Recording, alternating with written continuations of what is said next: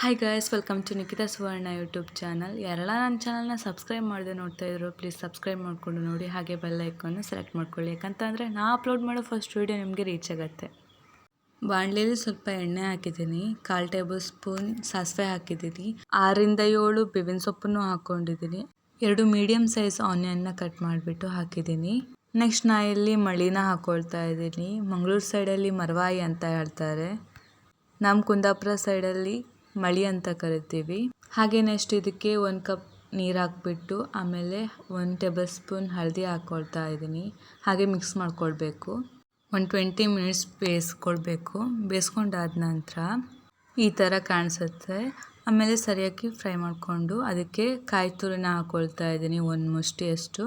Next ಇದಕ್ಕೆ 2 table spoon salt ಹಾಕ್ಕೊಳ್ತಾ ಇದ್ದೀನಿ. ಹಾಗೆ 2 ಟೇಬಲ್ ಸ್ಪೂನ್ ಹುಣಸೆಹಣ್ಣನ್ನ ಆ್ಯಡ್ ಮಾಡ್ತಾ ಇದ್ದೀನಿ. ಮನೆಯಲ್ಲೇ ಮಾಡಿರುವಂಥ ಸಕ್ಕರೆ ಪೌಡರ್ನ ಹಾಕ್ಕೊಳ್ತಾ ಇದ್ದೀನಿ, 2 ಟೇಬಲ್ ಸ್ಪೂನ್. ಹಾಗೆ ಇದನ್ನು ಸರಿಯಾಗಿ ಫ್ರೈ ಮಾಡಿಕೊಂಡು 2 ಕುದಿ ಬರೋವರೆಗೂ ಬೇಯಿಸ್ಕೊಳ್ಬೇಕು. ನೆಕ್ಸ್ಟ್ ನಮ್ಮ ರೆಸಿಪಿ ರೆಡಿಯಾಗಿರುತ್ತೆ. ಹಾಗೆ ಒನ್ಸ್ ಅಗೇನ್ ಯಾರೆಲ್ಲ ನನ್ನ ಚಾನಲ್ನ ಸಬ್ಸ್ಕ್ರೈಬ್ ಮಾಡದೆ ನೋಡ್ತಾ ಇದ್ರು ಪ್ಲೀಸ್ ಸಬ್ಸ್ಕ್ರೈಬ್ ಮಾಡ್ಕೊಂಡು ನೋಡಿ.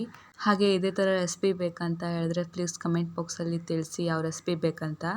ಮಳಿನ ಕ್ಲೀನ್ ಮಾಡುವಾಗ ಸರಿಯಾಗಿ ಕ್ಲೀನ್ ಮಾಡಬೇಕು, ಯಾಕಂತ ಅಂದರೆ ಸುಕ್ಕ ಎಲ್ಲ ಆದಮೇಲೆ ನಾವು ತಿನ್ನುವಾಗ ಮಣ್ಣು ಸಿಗತ್ತೆ ಅದರಲ್ಲಿ. ಸೊ ಚೆನ್ನಾಗಿ ಕ್ಲೀನ್ ಮಾಡ್ಕೊಳ್ಬೇಕು. ಹಾಗೆ ನನ್ನ ಈ ರೆಸಿಪಿ ಯಾರಿಗೆಲ್ಲ ಇಷ್ಟ ಆಗಿದೆ ಲೈಕ್ ಮಾಡಿ, ಶೇರ್ ಮಾಡಿ, ಕಮೆಂಟ್ ಮಾಡಿ, ಹಾಗೆ ಸಬ್ಸ್ಕ್ರೈಬ್ ಮಾಡ್ಕೊಳ್ಳಿ. ಹಾಗೆ ಇನ್ನಷ್ಟು ರೆಸಿಪಿ ಜೊತೆ ನಾನು ನಿಮಗೆ ನೆಕ್ಸ್ಟ್ ವಿಡಿಯೋದಲ್ಲಿ ಸಿಗ್ತೀನಿ. ಟಾಟಾ ಬಾಯ್.